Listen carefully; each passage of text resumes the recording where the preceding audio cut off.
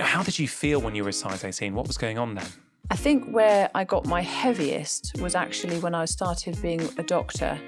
The irony. Yeah, that's so ironic, isn't it? I was doing all of these night shifts. I was trying to get junk food on the wards because I was so tired. And I thought, I just need a quick energy boost because there's a box of chocolates on the ward, biscuits. In the doctor's mess, they bring in Domino's pizzas. And so I found myself exhausted. I was a junior doctor. I'd get home from work and I'd want to be falling asleep at the dinner table. I thought, I've only just started my career. I'm trying to help people and I can't even stay awake. I need to do something about this. I fully appreciate I'm a man talking about this, right? And I'll say there's pressure on men as well, but I certainly think that there's unique pressures on the sexes, but I certainly do think for women, for many years, there's been this this pressure. I think I've been more aware of it since I got married, but there's always been a pressure on women to look a certain way. I think that's now also started to be the case with men. But I think it's happened with women for a lot longer. And I know when researching you, Gemma, that you once were size 18 and you went down to a size 8. And I wonder if, how did you feel when you were a size 18? What was going on then? So you're right. I think society does tend to look at women and women are more valued for their aesthetic on the whole. This is a huge generalization, obviously, but I think it stands that the different sort of sex tropes are true. So men tend to be valued for perhaps sort of contributing or earning money, being the provider, and women tend to be more valued in society for the way that they look. And I think hopefully that's beginning to change. So for me, I didn't feel too much different in myself about being a bigger size because I was never really that. I was always a fairly quietly confident person. I felt that my worth was more from within. But having said that, I did fall prey to the usual, insecurities that most women have, making sure that I sort of try to look my best when I'm going out, make sure that I have got my makeup on, wearing a nice dress. And so I did feel more confident gradually as I began to lose weight, but it wasn't a part of who I was. I didn't feel like my identity had shifted too much. Like I still felt me. Main thing I really noticed was that I had a lot more energy, and I just felt as though I had more motivation, as it were, to sort of do the things I wanted to do, which didn't necessarily come from the aesthetic, more the fact that I was just doing more physical movement and I was making healthier choices. And so I think for me it was mainly an energy and a motivation increase more than anything else. Yeah, I mean, that's really interesting. Were you a size 18 as a teenager? Did you put on weight at uni? What happened then? Because I'm really interested in this because obviously, we're both GPs and, weight is something that comes up a lot. So I think it was late teens, and then I started medical school, and then there was just having to cook away from home and not really looking after yourself. So it kind of continued a little bit there. Then over time, it just sort of dipped a little bit. I think I had managed to lose a little bit just because I was more active in the sort of middle years of med school. And then it went back up a little bit. So it was kind of like, it's more of a, rather than it being kind of like a mountain up and a mountain down, it was more of sort of rolling hills of change over time, just without me really being consciously aware of it. I think where I got my heaviest was actually when I started being a doctor. The irony. Yeah, that's so ironic, isn't it? I was doing all of these night shifts, shift patterns that we know they're not great for our metabolism. I was trying to get junk food on the wards, with chocolates because I was so tired. And I thought, I just need a quick energy boost because there's a box of chocolates on the ward, biscuits. In the doctor's mess, they bring in Domino's pizzas. And so I found myself exhausted. I'd get home from work. I was a junior doctor. I'd get home from work and I'd want to be falling asleep at the dinner table. I thought, I've only just started my career. I'm trying to help people and I can't even stay awake. I need to do something about this. And so that was one of my first sort of impetuses to actually make a change, because I wanted to be able to serve people in the way that reflected, I suppose, a synergy, because me being exhausted and overweight was not really sort of living what I was hoping to help, other people to achieve. And so, that's when I thought, well, okay, I know that lifestyle has an impact because I'm not looking after myself. So I started to exercise more, and I ate more sort of salads and chicken and fish and all the things that we do to sort of think that we're doing well with what we're eating. And that's basically what helped me to get right down. I had specific goals in mind at that time. I think that's probably the most intense. I thought, no, I need to get more energy. I need to give myself specific targets. Otherwise, I'll just keep on my sort of rolling hill trajectory back and forward. Because I never really thought about it before. And I think this is the other thing, is I am naturally, according to my genetics, somebody that has a tendency to gain weight. And so I thought, well, if I actually do put a little bit of active thought into it and move my body more and have these goals in mind, then I'll hopefully achieve what I want to achieve and get there. And I did get there, and I was pleased. But there was still a part of me that realised it wasn't necessarily the full answer, because I had a raised lipid profile. I decided to get my blood test checked. I thought, I'm in the prime of my life. I'm fit. I'm healthy. I've got so much energy, and so I was very disappointed when I got my blood results and found that I still had a raised lipid profile, because I do have a strong family history of heart disease, which is one of our biggest killers, and I thought that I'd managed to minimise my risks, but I hadn't. I knew that my grandfather died suddenly. He died whilst playing tennis, and his early 60s. And I didn't know it then, but my father was also going to die in his late 50s the same way. He suddenly collapsed and had a heart attack after a minor car accident. But that hadn't happened at that point. But I realised that, I haven't managed to change that. And I sort of thought that was perhaps my genetic destiny, and I wasn't going to be able to do anything about it until a few years later, when I sort of decided to look a bit more into nutrition research. Yeah. I mean, there's a lot to unpack there. I just want to back up a second, because it's interesting for me that it seems as though your drive to get healthier, lose weight, wasn't so much coming from a cosmetic viewpoint. It never did for me. And I think that's because... That's very unusual, I think. It is unusual. I appreciate that. And you see it all over social media, people wanting these sort of, bikini bodies and, things like that, especially for women. There's a lot of pressure, I do think, to look a certain way. But for me, it was never about that. It is strange. I can't say exactly where that confidence came from, but I just felt as though I was still me, and I would always still be me. And it didn't matter what I looked like on the outside, that my soul was unique to me and always would be something special, however I looked on the outside. Yeah.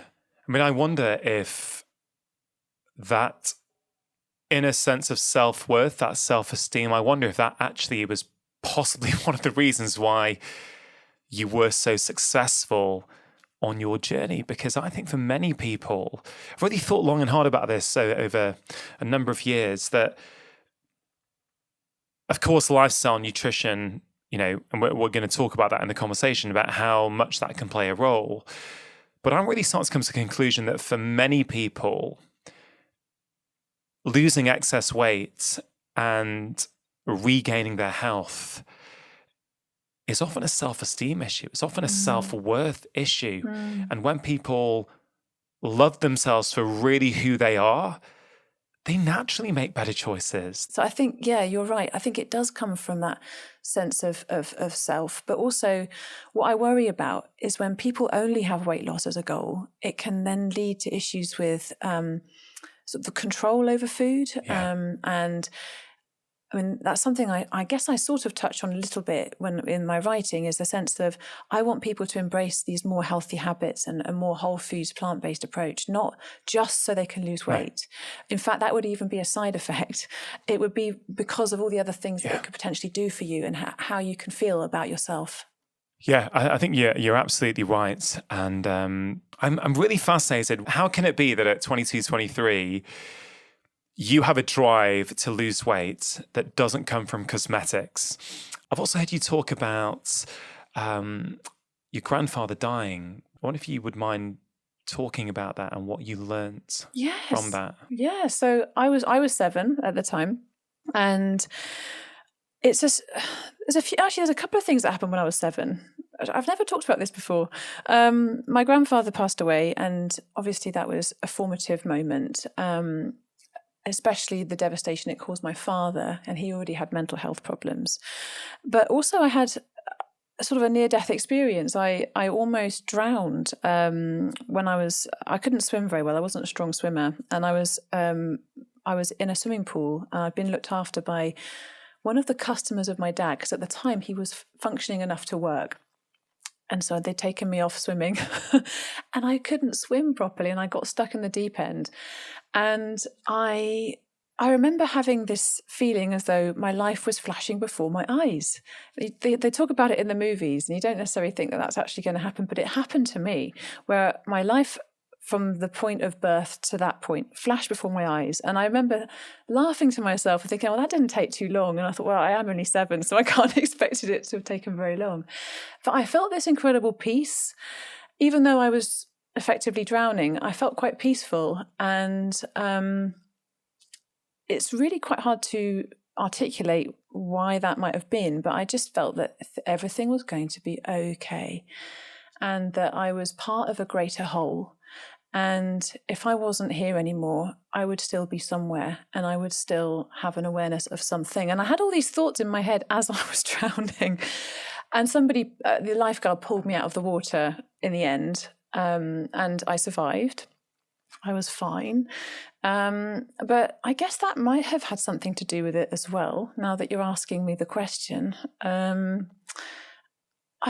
suppose for me it was, you asked about self-identity and aesthetics and things like that. And yes, of course, it's important to me to try and look my best. But I think part of the reason why I did have that feeling of confidence in myself was love, actually, just love. So I felt very loved by my mother, specifically. She was very nurturing and loving. And although we didn't have a traditional mother-daughter relationship, I genuinely felt as though I was the centre of her universe. And so that gave me that sense of importance to somebody, I think, looking back on it. And so that's a tremendous gift that she'd given me, is that feeling of being loved and being worth something. And that's something I think probably has stayed with me all through my life. And I think that the research tells us actually that even if you have one person in your life growing up that can give you that sort of close relationship or that love feeling, then your outcomes for long-term health, stability, happiness are far greater. And it's so even if you've had an abusive relative, or where you haven't necessarily got on with a parent, or there've been some issues, as long as you've got somebody, one person, then it's enough to give you that start in life. I mean, I get teary hearing you say that. It makes me want to, when my kids are home from school in a couple of hours, it just makes me want to give them a hug and look them in the eyes and tell them, even more than I think I already do, how much I love them, how loved they are. It's really incredible. I'm thinking 7 years old to be drowning and have a sense of peace with that. Do you feel you've ever been scared of death? I was scared of not. I have a memory of being scared that my mother didn't exist when I was about 3 or 4. A sort of realization that, I'm relying on this grown human for everything. What happens if she's not here? So there was that feeling I distinctly remember. But no, I don't think I ever necessarily remember feeling scared of dying as such. But I do think that a fear of death is part of the reason why we have a lot of, I'd say, we go down a different route here entirely to what I was expecting, but I think that ICUs and intensive care units are tremendous places because we are able to come back from the brink of death. If you have an accident or something happens to you, and the doctors can help fix you, and you've got surgeons to help operate on you. But I think also this multi-million-pound industry is also kind of built on the fear of death as well, because there are times in our life, especially if we have chronic diseases that we've lived with for a long time, that it's around the time that we might expect that our natural physical life should end, but we keep holding on.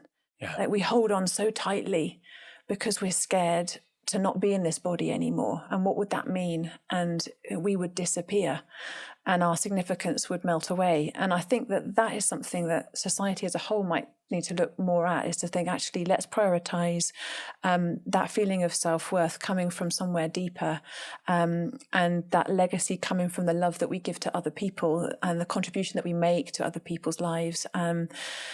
Which I guess I know it's a fairly esoteric path that I'm going down, but I think fear of death is part of why we have so much chronic disease management that doesn't necessarily serve us in the best way. Hey, I completely agree. I think our fear of death often results us having a fear of really living. And I think 2020 has really...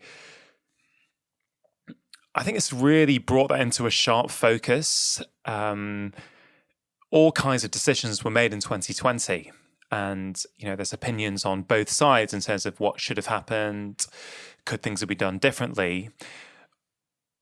One thing, though, I will say, because I feel very strongly about this, is that at no point did I hear a conversation around quality of life. It was always about preservation of life. And I don't want to be insensitive to anyone who may have lost people in 2020. But I think as a whole across society, and I could talk about in the UK and the Western world per se, we really need to have a conversation around, we need to talk more about death. And what does a life well lived mean? I think we don't really talk about it much. I know, but we should, right? I have to say, this is my mum head talking. So I've got two sons, and they both went through a phase where they were morbidly fascinated with the idea of death and asking me, how do I not die? They both wanted to know how to not die and how I could live forever and how they could live forever. And I found this really fascinating that they both went through that phase. And I thought to myself, well, I would like to imbue them with the idea that it wouldn't be a disaster if I died at some point when it was naturally the time for me to do so, and that they don't need to be afraid of death. But it's they have this instinctive fear of it, I suspect, because it's this current life, this existence is all that they can perhaps comprehend, especially from the ways that we talk about life in society. But I really wanted them to understand that, for me, this is my personal belief, that death is not an end. It is a kind of a new beginning. And that's something that I guess everybody feels very differently about, because there's never any proof. You can never really say either way what happens after we die. But I do still believe that we are all intimately connected in life and in death. So actually, you're never really lost when you're gone, because you're always part of, even if you're an atheist, which many people are, of course, there's no reason to suggest that you wouldn't be. But the idea is to say we're all still intimately connected to each other and to the world that we live in and to this planet. And so we have those sort of collective communities and environments that we have a duty to care for. And I think that that's something that can also connect us on a higher level, irrespective of what we believe happens to us after we're gone. Is almost like that, a legacy of connection that we can keep, regardless of our beliefs. Do you identify as someone who is spiritual? And if you do, how would you define spirituality? Well, I do identify as someone spiritual, but it's something I don't refer to too often, because what I think sometimes that can almost alienate some people, because especially if you have a strong Christian faith, or if you're a Muslim, or if you have other kind of strong religious traditions, then for you, sometimes spirituality is seen as a bit of this sort of esoteric woo-woo stuff that's not very concrete, and you actually, you should believe in one path, and that's the path that we should go down.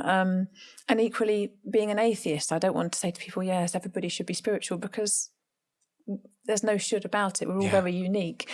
But I suppose for me, it's about connection. It always has been about connection, love, and gratitude. And if those three things, if we can feel those three things and implement them in our lives, then I believe that that is a form of spirituality. Yeah.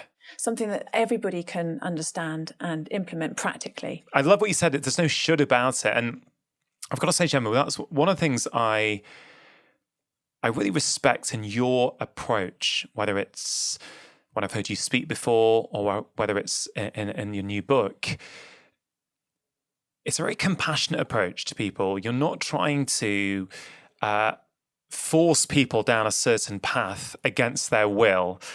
It's more about sharing ideas and information that might resonate. Is that a fair sort of summary of how you approach things? Yes, I believe it is.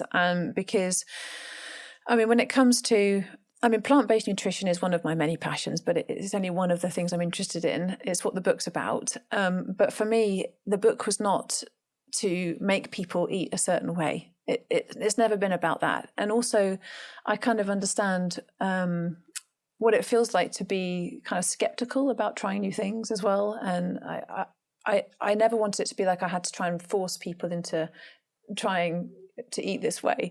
It was more a case of just understanding that there are certain things that I wish I'd known. And if I had known earlier in my medical career, then it would have actually helped me to help more people. And that's where I come at with the book. So I wrote the book because I wanted to widen my circle of compassion so that I could hopefully help other people feel better, not just within my surgery. I've got nearly 3,000 patients, but also within the wider world. And then those ripples of compassion can then spread out further into their own communities and in their own families when they benefit, and so on. So that's what it's all about. That's all it's ever been about, really. But it's just one tool that I think people will really benefit from if they knew about it. Yeah. So when you went on your journey to get more energy, yes, and get more out of life, I believe that you tried a low carb diet. Yes. Well, I hadn't done a huge amount of research back then, but I just thought, well, it's in the magazines, and we learned at medical school the importance of making sure that you didn't have micronutrient deficiencies and some of the things that could go wrong with the body if you were malnourished, for example. But we never sort of really touched on the tenets of a healthy diet, and I think because, logically speaking, most people know that fruits and vegetables are good for you. And so you just kind of read through the magazines and think, oh, well, carbs are bad. I'll cut carbs. That's what people do.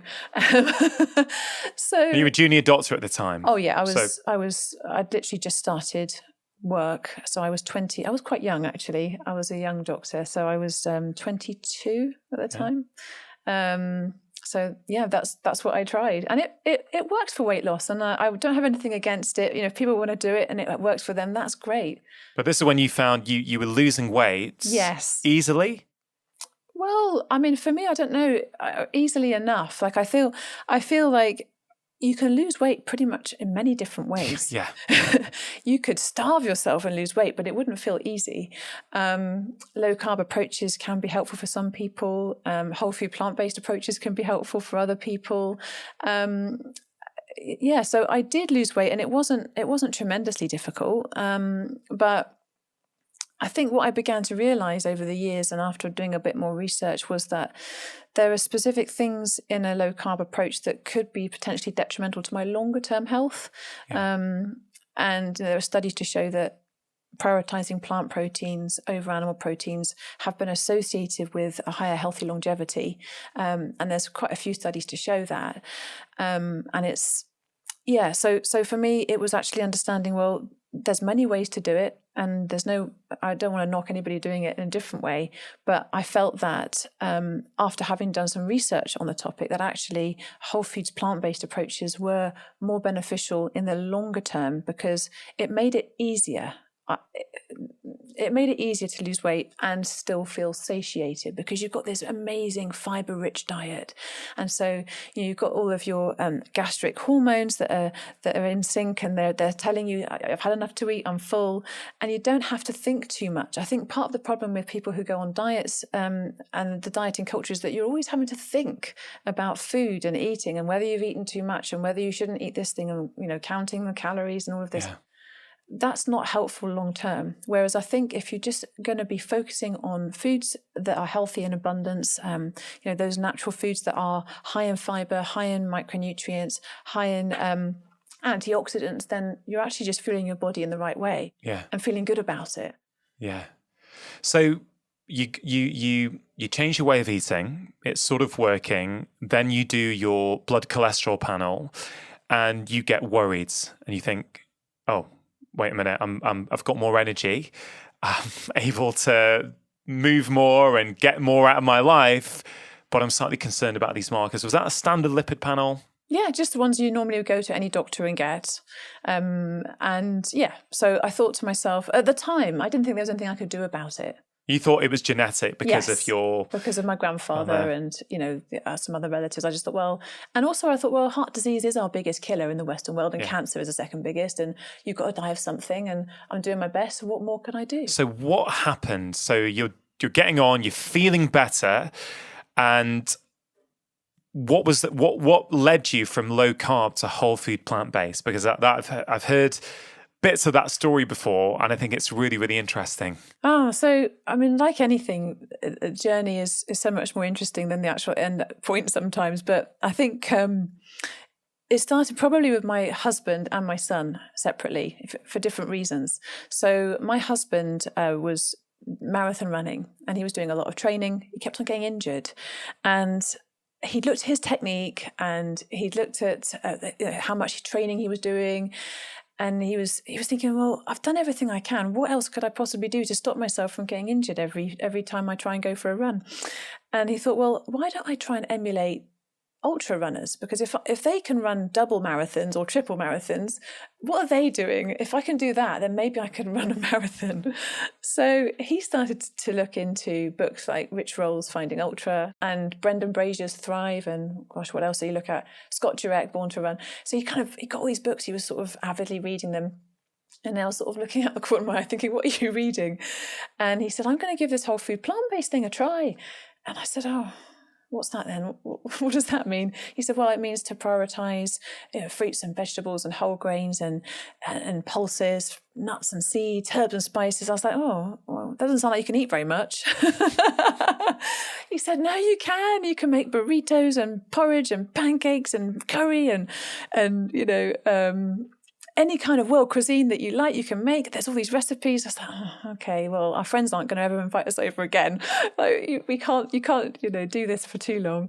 But he did it, and he did really well. Like he ran his next marathon an hour and 10 minutes faster.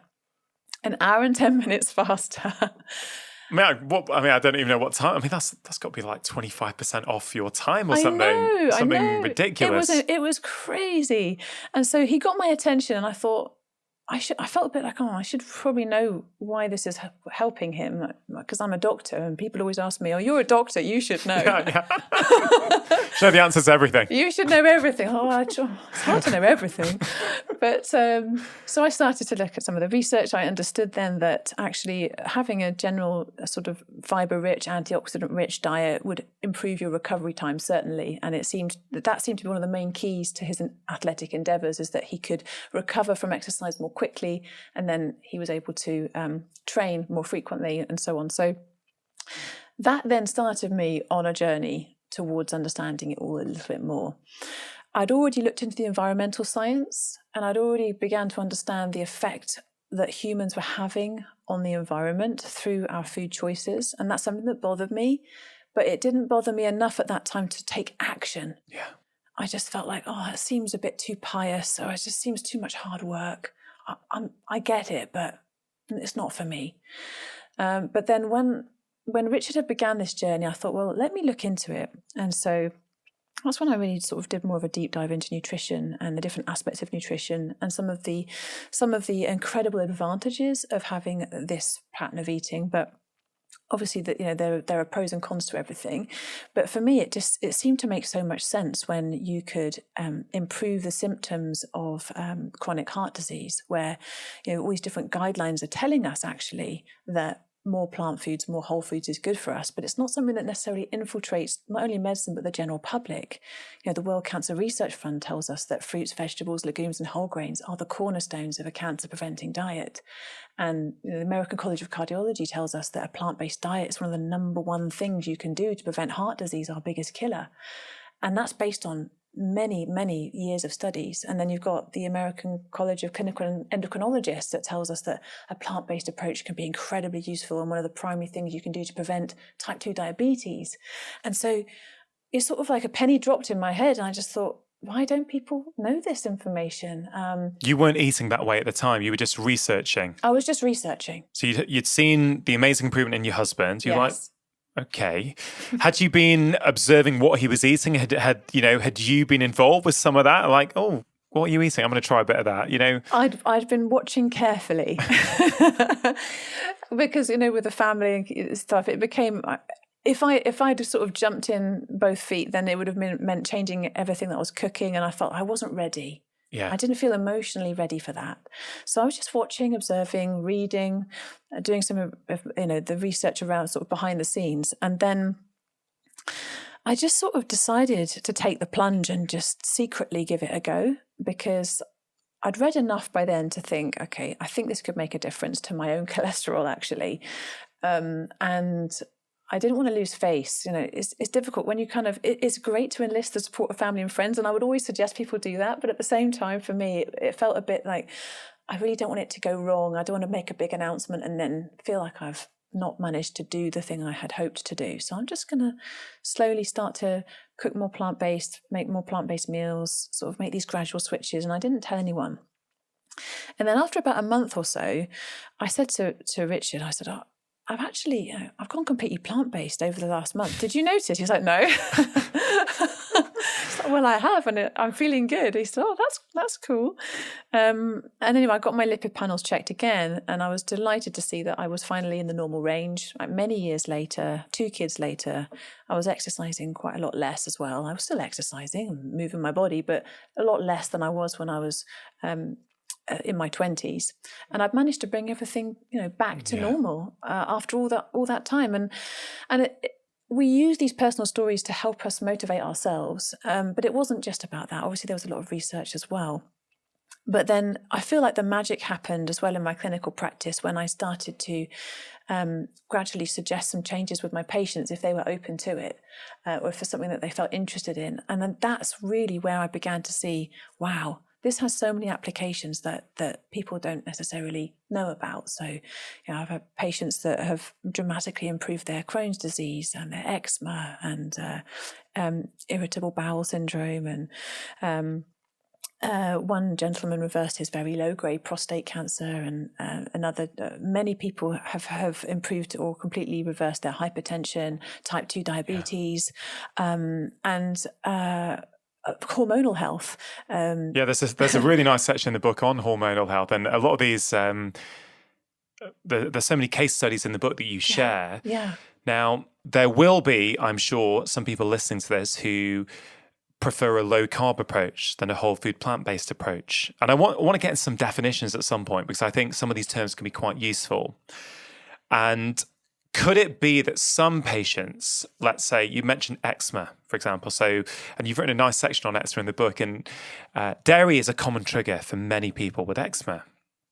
So does it depend on where you're at? So if you're coming from a place where you're having the standard Western diet with lots of processed foods, you would help people put more plants in there, or I don't know, go vegan potentially, or is that? What are these definitions? Let's get the definitions right. What does whole food plant-based mean? Okay, so I would never tell my patients they have to go vegan, because that's actually, veganism is by definition it's a lifestyle where you would minimize harm to animals.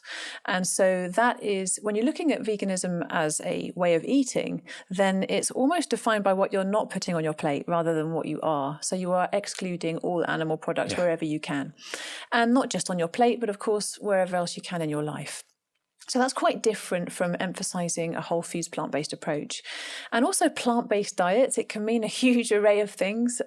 Someone can be eating pretty much any kind of dietary style and say that it was predominantly plant-based if they were eating mostly fruits or vegetables or whole grains or legumes, or, or even, to be honest, ultra-processed foods, because sometimes you get these the junk food vegan movement where the ethics and the environmental concerns are paramount, and so for them, having vegan donuts and vegan snacks and vegan biscuits and vegan chips and crisps and all these things is just a simple swap for them. So that hasn't really changed a great deal. And that wouldn't be defined as a whole foods plant-based approach, and it wouldn't be optimal for our health.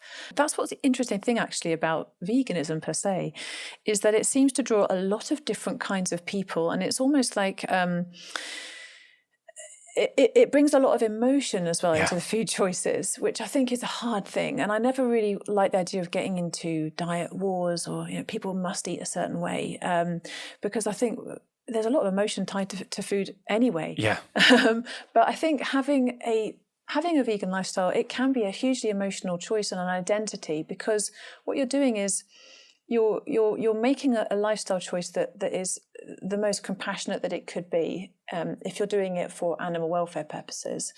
And so for you, having that animal product would be a tantamount, it would be completely sort of crazy. It would be an idea of almost like eating, I don't know, cardboard or something, because it's so far away from where you see yourself in terms of your choices. But that's quite different from somebody who perhaps is an environmentalist, and maybe they're understanding that there is a link between what we put on our plate and the destruction of the planet, and the fact that we're in the midst of the 6th mass extinction event at the moment, caused by humans, the Anthropocene. That's what we're in. And it's caused by human choices. So if you're an environmentalist and you recognize that, then for you, it may be that you become flexitarian, and you would minimize your animal products, especially meat and dairy, because of how they're produced. But you wouldn't mind eating, I guess, mussels or sustainably sourced salmon, or I don't know, whatever it might be. And again, that's quite different. But some people go whole food plant-based purely for health purposes, and then they find out that actually they're really keen on the environmental ideas or the ethical ideas, and then it shifts and their motivation shifts again. So it is important to separate the three. I think when you're talking only about health, having a whole foods plant-based approach is inherently extremely healthy, but it doesn't necessarily mean that you have to exclude every single animal product from your plate. There's no evidence to suggest that you would have to do that for optimal health. Do you think there's confusion? Because I think these terms can be confusing for people. So whole food plant-based, to me, from what you're describing, is eat a lot of plants. Yes, plant-based basically means eat as many plants as you can. I think if you're looking at sort of specific definitions and numbers, when most people describe a whole foods plant-based diet, they do mean 100% whole foods plant-based, usually. Right. So if it's described in the literature, or if you hear doctors talking about that, that's generally what they mean. A plant-based diet is any kind of dietary pattern that is predominantly plants. Yeah. In terms of specific numbers, it's really hard to be specific, because nothing, I think, in nutrition can ever be that well known, because everybody's got different stress levels, everybody's got different microbiomes, everybody's got different sleep patterns. So it's quite hard to say this is exactly what percentage of these things that you need. I would say that looking at observational data, large populations of people over time, randomized control trials, and looking at the blue zones, for example, that are talked about a lot in the wellness space. And for those of your listeners that don't know, they essentially refer to the small pockets of the world with their greatest healthy longevity. Most people sort of living up to or around the age of about 100. How do they do it? Well, there's a lot to it, but in terms of what's on their plate, it's 95% plant-based. Or in the case of the Adventists, there's quite a few of them that are 100% plant-based. So yes, I think overall, we could say that the vast majority plants is definitely, based on the research I've done, optimal, but I can't say that you have to do 100% from the data that we have. Yeah, I think that's really honest, and that's really clear. I actually agree that, I think one of the things that until recently, almost everyone, no matter what camp you were from, agreed on was that more plants, more colours is generally going to be a good thing. More phytonutrients, more antioxidants, more fibre. There obviously has been a carnivore movement over the past few years, and a lot of people are sharing some pretty impressive transformations when going carnivore. It's really interesting. Pain, autoimmune stuff, eczema, and I guess we can come to that and what we both might think of that. But it's really interesting. So what I'm trying to get at before is if you're starting off with a standard Western diet with lots of, processed meats, processed foods, and let's say you go whole food plant-based, like you might be helping your patients do, you're going to be eliminating certain things that could be driving the eczema or the inflammatory bowel disease potentially. But someone listening to this might also argue, well, I can also go put them on a low carb diet that is eliminating a lot of those highly processed foods and also get good results. So do we know for sure it is the whole food plant-based, or could it be the elimination of all the kind of highly processed junk and also the elimination of things like dairy sometimes, which can be pro-inflammatory and can cause skin problems? And I'm just trying to play devil's advocate only because I know this will come up and people will be asking this question. And it's not to catch anyone out at all, because I've got patients who are thriving on plant-based paleo diets, or what they call the plant-based paleo diets. And I've got patients who are thriving on vegan diets. So I actually don't, from a health perspective, I don't have a preference per se. But do you see what I'm getting at? Yeah, I do. And I think I love seeing people improve their health, however they do it. I think that interestingly about the carnivore movement, I think my perspective on that is that what they're doing is they're essentially doing an extreme exclusion diet. So it may be then that because of that, they are naturally avoiding the things that may begin to aggravate their gut health. And we live in a modern world where there's a lot of stresses to the gut. We know now more than ever that microbial health and our microbiomes is hugely important. Okay, and they're as individual and unique as our fingerprints. And this research is still really in its infancy. But what we can see is that there are certain things that disrupt our gut microbes. Obvious ones would include alcohol, okay, because years ago we might have used alcohol to sterilize surgical equipment. You sterilize your gut bugs at the same time if you're drinking a lot of alcohol. Overuse of antibiotics. Antibiotics are there to kill bugs, and so naturally they will kill the bugs in your gut. Many people have taken lots of courses of antibiotics over the course of a lifetime, and sometimes that would be for really important reasons, but still the gut bugs are affected by that. Pesticides as well. Pesticides are in fact designed to kill bugs. That's how they work. We can only assume then that when we're eating foods that contain pesticides, they may have a detrimental effect on the bugs that reside within us. So when we've got all these different things, and it's not just even that, if you're looking at even like processed meats, ultra-processed foods, they are detrimental to our microbiome. In fact, we get most of our antibiotics through the meat that we eat, because the meat that we eat contains antibiotics to prevent infection, and in the US to also help them with growth. Not here, thankfully. I think it's much worse in the US, I think. Yeah, but still here, the biggest exposure that we have on our plate to antibiotics is through the meat that we consume. And that also can affect our microbiome. Yeah. Emulsifiers that are in foods. So many processed foods contain emulsifiers, which are bad for our gut bugs. Urban environments are bad for our gut bugs. Stress is bad for our gut bugs. The fact that we don't get enough sleep, they've got their own circadian rhythm. You've spoken so much about this. But all of these things have an impact on our immune system and our gut bugs, and that interplay between the two and the gut lining. When you're eating more plant food, sometimes that can aggravate those things if there's already a weakness there. But it's a bit like going to the gym. Now, I'm not a gym goer. Unfortunately, I've never had a gym membership, but I know people that go to the gym, and what they do at the gym. You've heard about this as a concept, you know. Yeah, exactly. I know people that go. It's an amazing place, it sounds like. Anyway, they lift weights, right? People lift weights at the gym, I guess, a lot of the time.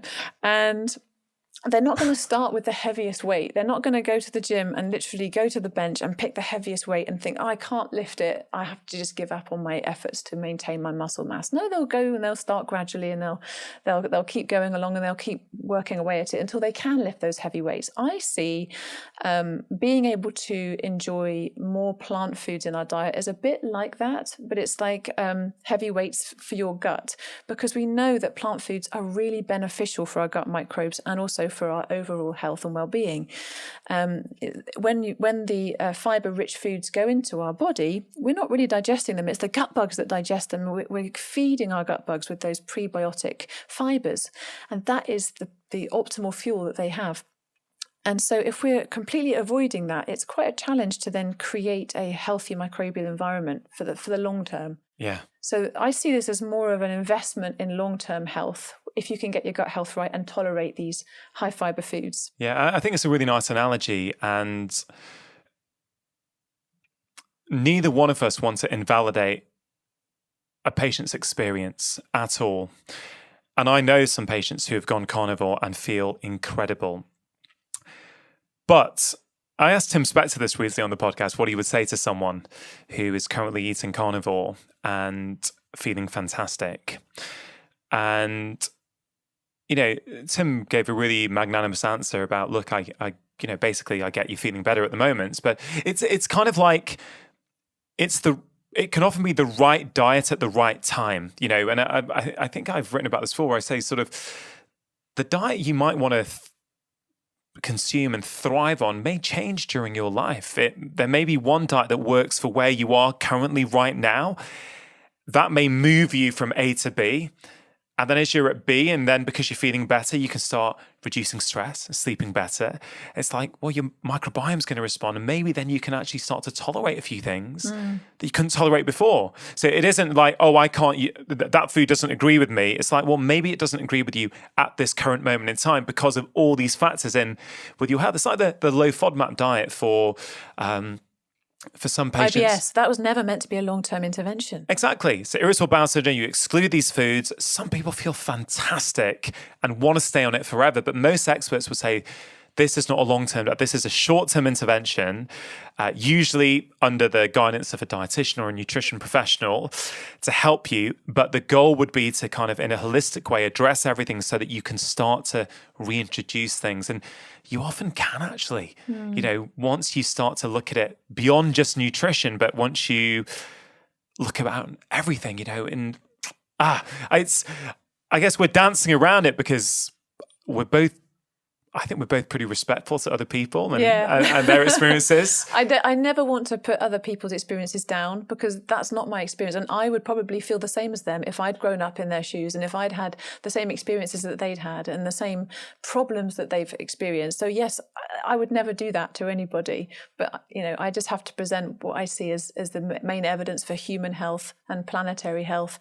And, you know, if people want to take it, that's fantastic. And they can try it and see how they feel. So if we go into the book, The Plant Power Doctor, a simple prescription for a healthier you, okay? I mean, I've got it in front of me, Gemma. First book, how does it feel? Oh, it feels fantastic. It really does. And in fact, yours is the first signed copy, because I haven't been able to sign any of the copies. I think maybe COVID restrictions. Oh, I feel very, very privileged. I'll read your lovely message. Yeah, it feels good. What are you proudest of about this book? What I'm proudest of is the ability to get people the message in their hands that they have more power over their health than they realised before. I think for so many people, their interactions with the medical community as a whole can sometimes leave them feeling disempowered, and especially if they've got chronic illnesses or autoimmune illnesses, they often feel like they're out of control. Cancer as well. It's very challenging for patients, because you kind of suddenly go on this roller coaster of ill health and instructions from doctors about what you should be doing and the treatment regimens that you'll be going on.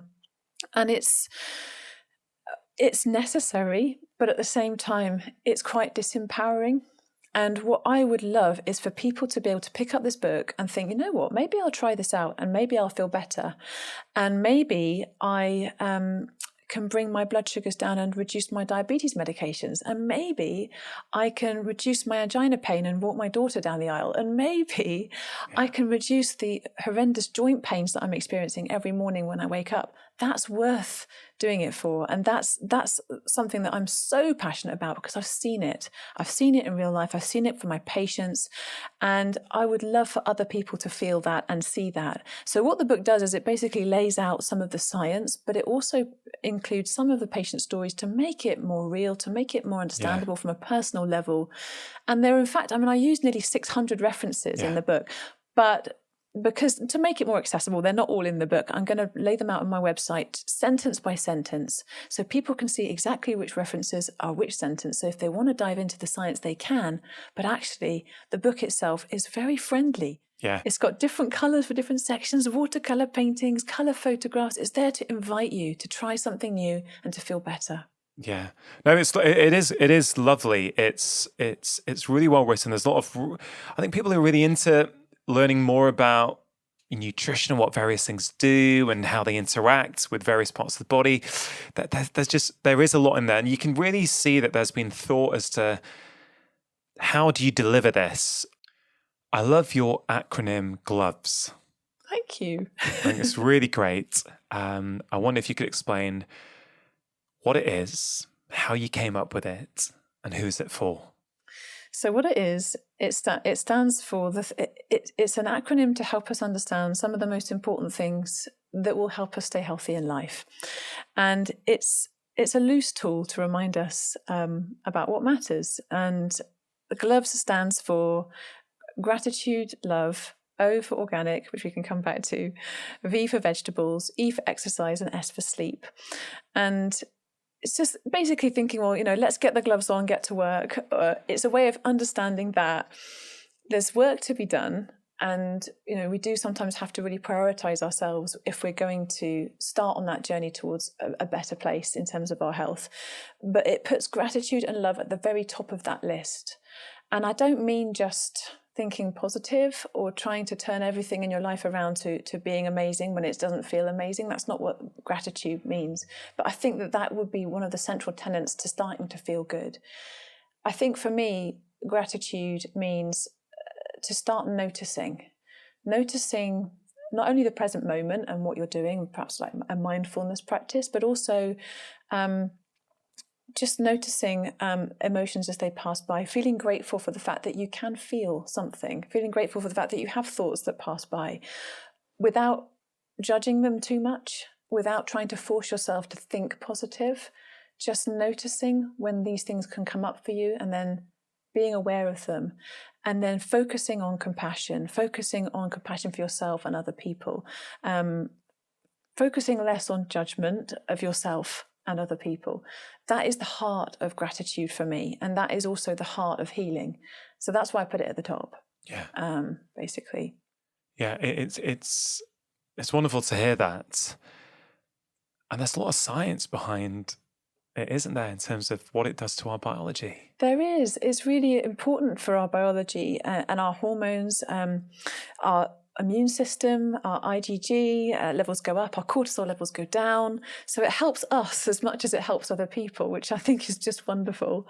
But it's probably better not to focus on how much it's helping you, but it really does help. And L for love, again, I know it sounds corny.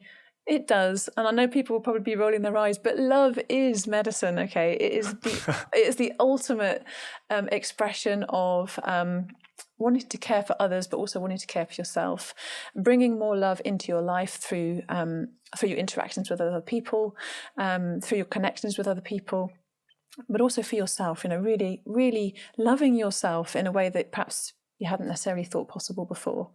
How can people love themselves more? And this sort of relates a little bit to the earlier part of our conversation where you embarked on this journey with your health that resulted in you losing weight, but the goal was energy. The goal was to feel better. The goal was to get more out of your life.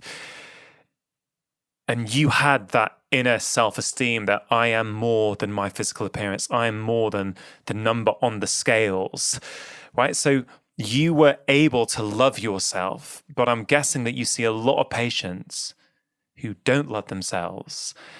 And what's your process to sort of get them, along that path and to start loving themselves? It's really a difficult thing to approach, because clearly on the basis of a 10-minute consultation with someone, you just have to sort of plant seeds and see if they grow, and if they're there at the right time for them in their life. And if that's, if you can provide the seed, then maybe they can water it, maybe they can give it some sunshine, but you can't be in control of how much of it they can take in at that time.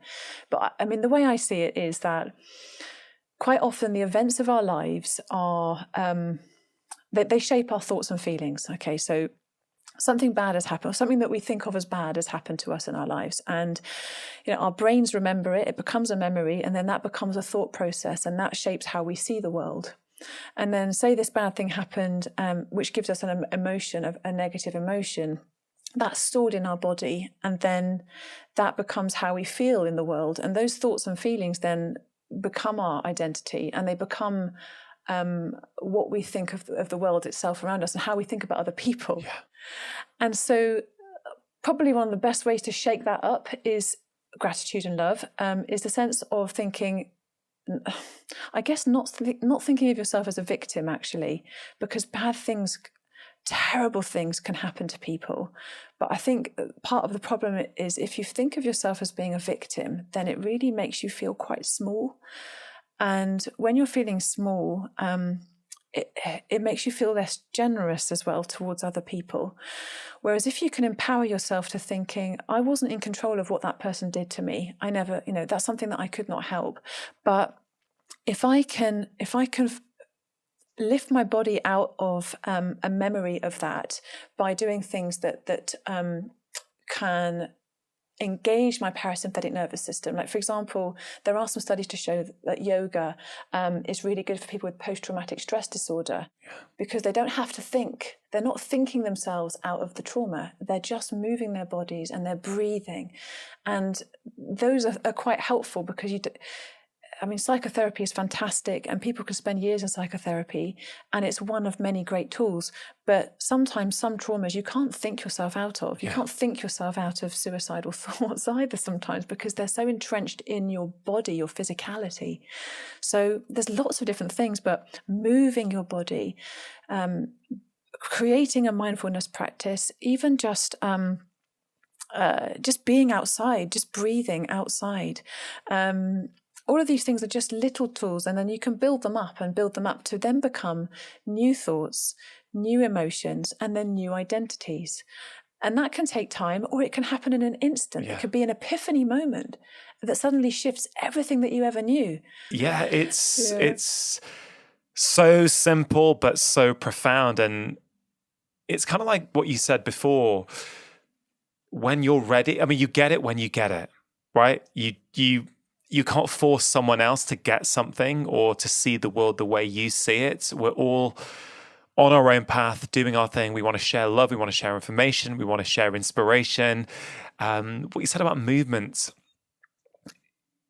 really, really strikes a chord with me, Gemma, because movement has been reduced down for so long to being about calories. Movement is so much more than that. Movement is about your brain, your thoughts, the way you feel about yourself, your hormones, your endorphins. It's movement is essential to be an active, thriving human. Movement is what your body needs. And actually, there are lots of therapies which actually help people process trauma through movement, through putting your body in positions it's not used to. And if people find that far-fetched, just think about your own self, wherever you are right now. If you're on a walk, if you're on a run, just stand up a little bit straighter. And I even as I do that, me do this now. Yeah, I'm getting away from the mic. I'm going to move the mic and annoy Gareth. He'll say it's all in video shots at the moment. Time for a stretch. Yeah, but you feel different, right? You feel more confident. Yeah.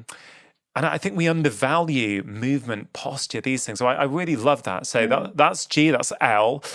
Yes. Now, O is for organic. Now, this is something that can be quite contentious. And hey, anything in nutrition is contentious. I know. Anything and everything.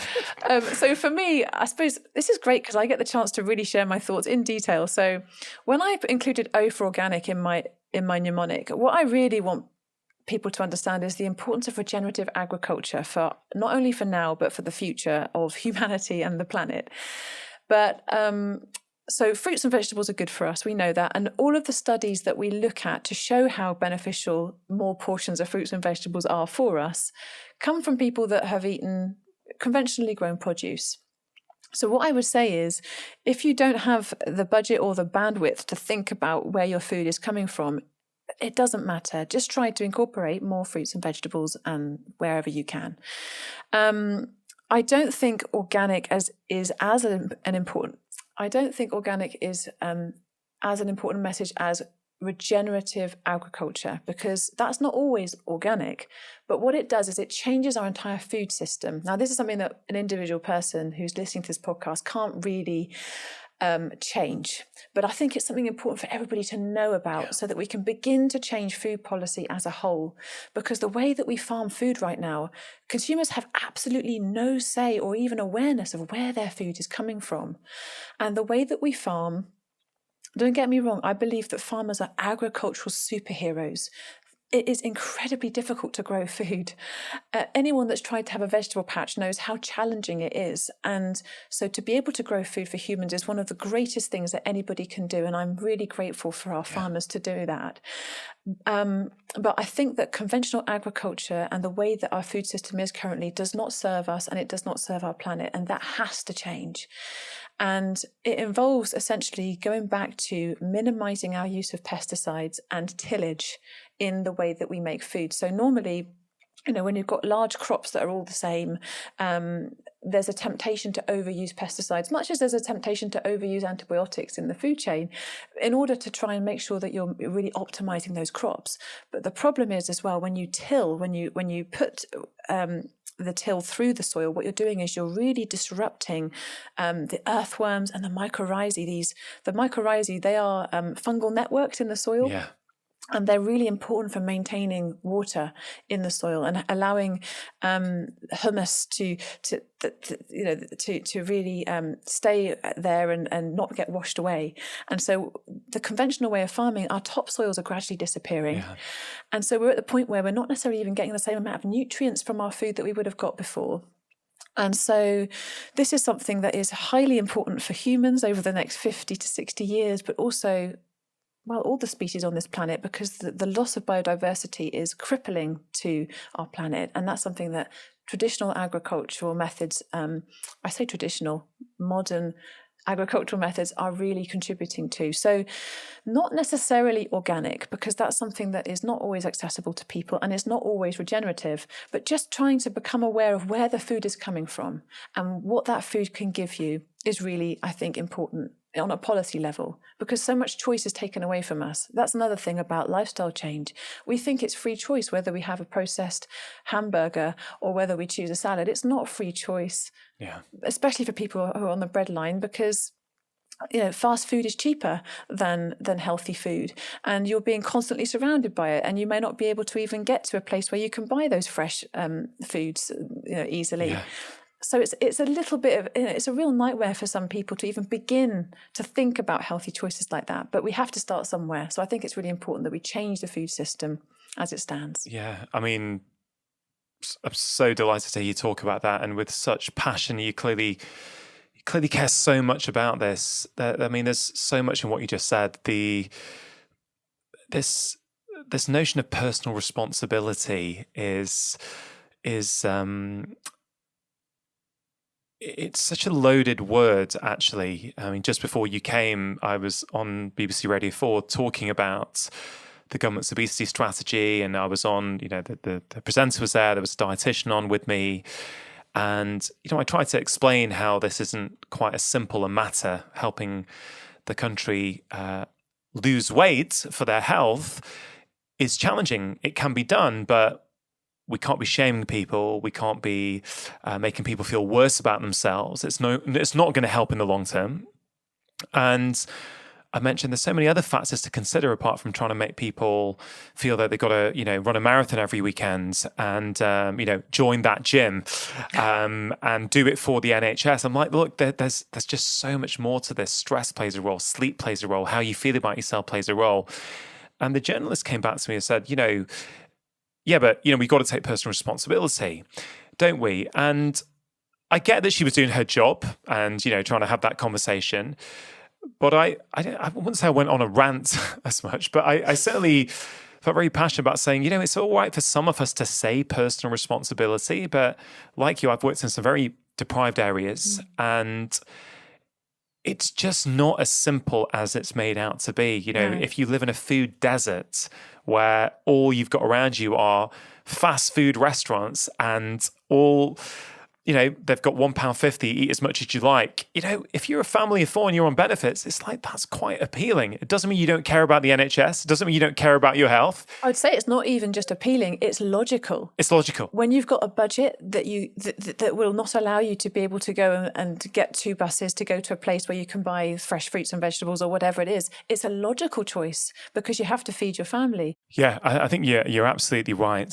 So I think gloves is great. You know the rest. I mean, V is vegetables. And that includes fruits too, and exercise and sleep. And we could talk for ages about each of those topics as well. But yeah, I think it's just an understanding that there are things that we can do in our everyday lives that don't have to cost a fortune and that could change everything. Yeah. If only we knew about them. Yeah. Well, you're doing a great job with your Instagram, with your website, with the book. One thing I did want to talk about is hormones and why eating more plants might be beneficial for people. I guess I'm thinking about women with hormonal issues, but I guess, let's not exclude men from the conversation. They're important for men too. Yeah, absolutely. And I think, as I said, there is a chapter in the book on this, and it's also for men too, because there are things in our environment and in our diet and in our lifestyles that affect men's hormones exactly the same as they would affect female hormones as well. But it can make a huge difference for things like period pains, fibroids, endometriosis, menopausal symptoms. And why is that? Well, I think a lot of the time it can come down to the extra beneficial fiber that you're eating, because what you're doing there is you are avoiding constipation. It's an important thing. When we get constipated, it's quite an easy way for our bodies to recycle unwanted hormones. And so when we are trying to poop out the extra estrogen that we've got in our bodies, but we're constipated, then that estrogen just gets reabsorbed through the gut lining. And then that can be a problem. So you're essentially exposing yourself to higher levels of estrogen. Same with, I guess, holding excess weight as well, because fat cells are not just inert, they are little hormone factories as well. And so when you are reducing the size of those hormone factories, you're also reducing the amount of excess hormones that you're being exposed to. So having a more whole foods plant-based approach is useful because what you're doing is you're increasing the fiber, you're avoiding constipation, you are increasing the amount of micronutrients, antioxidants, which is very helpful. But say for things like period pains, for example, what happens with your periods is why they're painful is through the release of prostaglandins in the womb lining, which are important because they help to contract the womb as you're bleeding, and that's part of the natural physiological process. But when you have a diet that's very high in omega-6s, oily processed foods and animal products, you're actually taking in foods that will increase those prostaglandin levels in the womb lining and therefore potentially also make your periods either heavier and or more painful. So it sounds like a strange thing because people don't tend to talk about it too much, but actually having a more whole foods or a plant-based approach is really beneficial for improving period discomfort. And part of that is also related to sex hormone binding globulin, SHBG. It's like what's so useful about it is it helps you to be able to regulate your hormonal exposure. Again, it's another way of regulating that hormone exposure in your body. And when you have a more whole foods plant-based approach, you're actually increasing the amount of SHBG that you have, thereby allowing you to be a little bit more in control of that hormonal regulation. Whereas women who tend to be either overweight or suffer from polycystic ovaries, they have less of the SHBG, which means that they have less control over the expression of these hormones in their bodies. Hence, some of the problems that they have around either less frequent or heavier bleeds or the acne and things like that. So they're all connected. Phthalates as well, environmental plastics exposures, they do, according to some of the studies, have an impact on our own hormonal balance. And so when we limit our environmental plastics exposures, we may also be then improving the ability of our bodies to balance our natural hormones. So things like having your water that's not in a plastic bottle maybe, or not microwaving your food in plastic. Little things like that could actually potentially make a difference with regard to the amount of hormones that you yourself are being exposed to and producing in your body. Yeah. Brilliant. A very, very thorough summary. There's so much more in the book. Oh, there's loads more. There's loads more. I mean, Gemma, look, as we sort of draw this conversation to a close, I think about you as someone who I respect a lot. I like the way you deliver your messages more than anything else, frankly. It doesn't mean I don't like what you say. I like that as well, but it's more, I value in people more, I've realized over the last years. I value kindness and compassion more than anything. I really respect people who deliver their message consistently in a certain way. I think it's what the world needs more of. As you know, the podcast is called Feel Better, Live More. When we feel better in ourselves, we get more out of our lives. So what I'd love to do at the end is for the listeners, for the viewers, I wonder if you would mind sharing some of your very top tips, things that people can think about right now, start applying into their lives so they can improve the way they feel and live more. So this is something I do every morning. I think of my top 3 values before it doesn't take a moment. I literally just repeat them in my head as I'm getting out of bed. And it allows me the opportunity to remember what's important to me, not only that day, but for my lifetime. And the values that hold the most importance don't have to be the same. They don't have to be static. But they have to be true to you. And then that can also help you change your behavior in ways you didn't know before and make little shifts in your lifestyle. So for me, I've never shared this before either, but for me, those 3 top values are love, gratitude, and focus. Because for me, I wanted to, it's very easy to procrastinate and to sort of not get things done. But if you want to share a message of importance, then you have to actually take action. So for me, that was important, something I really wanted to bring to the forefront in my life. But it could be different for everybody. Integrity, curiosity, movement, joy, laughter, family, so many different words that could be different for every person. But those top 3 values, if you wake up in the morning and you remember those 3 things before you start your day, it can also have a tremendous impact on what you decide to do that day. So that's number 1. And I know I can see that you're thinking about your 3. Would you be comfortable to share what you're thinking about right now? Yeah, I've sort of done a few value exercises over the summer, and I keep changing them all the time. So it's something I'm sort of spending a lot of time with at the moment. But I think the 3 that come to mind straight away are love, integrity, and family. Which I think is very powerful. Pretty much sums up the most important things to me at the moment.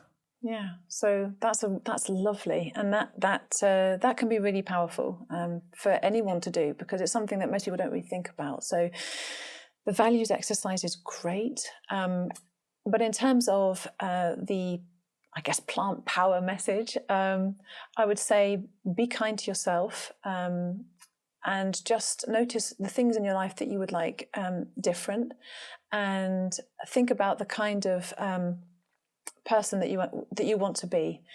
And so when you're focusing on those things and you're focusing on self-compassion, it's a really good tool for creating change in a healthy way.